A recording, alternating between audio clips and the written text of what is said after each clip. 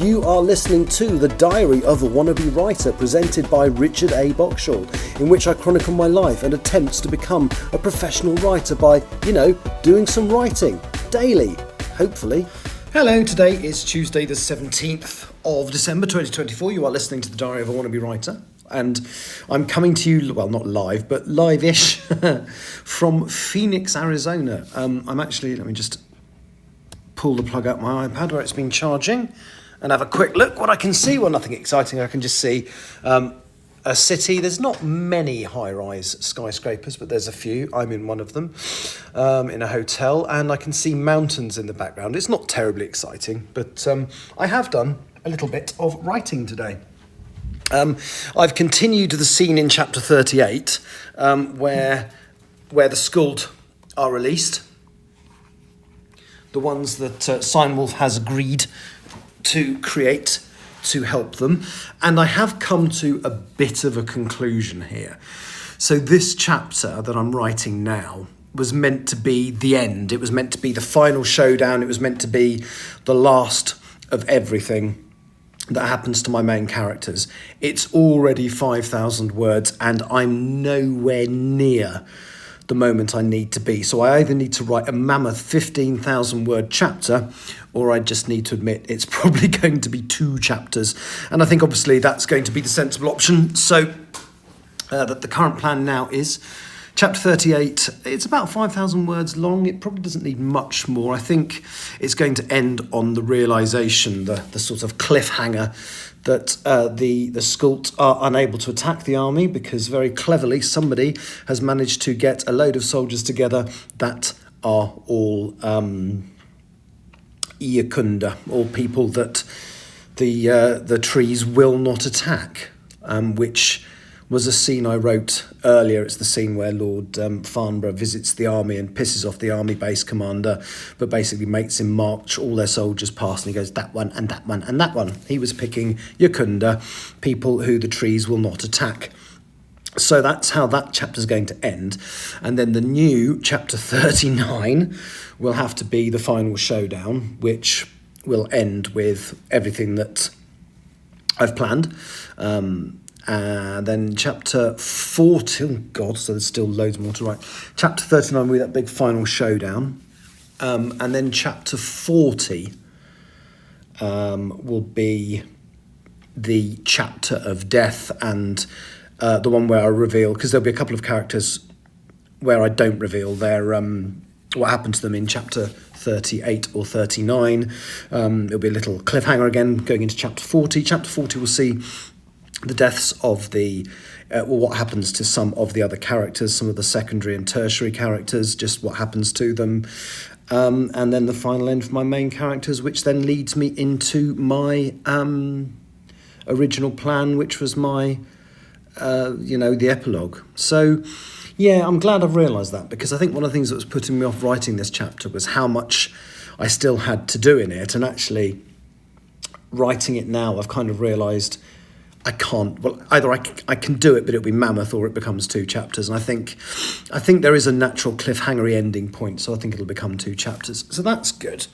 And the other thing I've been doing today, I've never really played with AI before, and I would never use it for writing. I can use it. I'm happy to use it to correct punctuation, but that's about it. I've never used it to generate images before, and I discovered today that Twitter now has an AI image generator built into it. Now, it might not be available all over the world. I did notice when I saw it says you are now in a territory where this is available to you. Now, I've never seen it before, so it's quite possible it's something that isn't available in the UK yet. And I thought, well, that might be quite interesting. So I got my still life head on and started asking it to generate images that might be relevant to my previous book that I wrote, and the one that I will be doing the final draft of once I finish the first draft of Empress of the Trees. It's called Still Life. It's about an immortal artist who traps people in paintings. So the first thing I did was ask it to have an artist painting a woman that's been trapped inside a painting, and it just painted a woman inside, him painting a woman. So I thought, okay, that doesn't work. So I then asked it to paint an artist, an old man with white hair, in in an art gallery full of paintings of women that are either angry or screaming, because again, most of the people he's trapped in the paintings, don't really want to be there. I mean, it's not described as that in the book, but it made quite a good image. Anyway, it churned out some stuff that was vaguely okay. I think I told them to put him in 19th century clothes, so he looked a little bit more old-fashioned. And again, it generated a couple of images that were interesting. And what I found is, as I refined and was more descriptive, the algorithm got me something slightly more useful, but then I used the maximum number I was allowed to use for the day, which is a shame because I just decided I'll sod this for a laugh. Actually, it might be more interesting to generate the painting that Sosie paints of my main character. So there is a bit where Saywood is, he's painting her. The painting is of her in a litter-strewn alley on a dirty mattress. And I thought, okay, let's see if it can do that. And actually, it did a couple of quite decent photorealistic pictures. The problem was, I wanted her in a tracksuit, and it kept it's clearly a man who programmed this AI, because it kept giving me pictures of her with a tracksuit open and basically her breasts hanging. I mean, not you couldn't see them all, but it was in like a bra or something, and it's like, no, that's not what I want. So I actually included in the description, you cannot see her chest. It's behind the tracksuit. And it said you have used a descriptive element that the AI is not allowed to generate. So the fact that I asked it to cover up her breasts, it didn't like that. So I played with the wording, and I did get one image in the end that was kind of how I imagined Saywood, and the clothing wasn't quite as I described it in the book, but she had the right expression on her face. So that was interesting. Next time I do a live stream, I might stick some of those, because I saved a few of them. I might stick a few of those AI images up. But yes, so that's me from Phoenix. By the time I talk to you tomorrow, I'll be back in Blighty, as it were.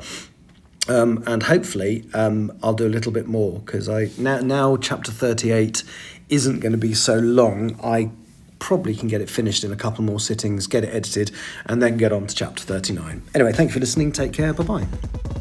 You have been listening to The Diary of a Wannabe Writer, presented by Richard A. Boxall. Thank you for tuning in to my random ramblings, and if you'd like to know more about me or my projects, visit my link tree at linktr.ee/Richard Wright, capital R, capital W. Thank you for listening.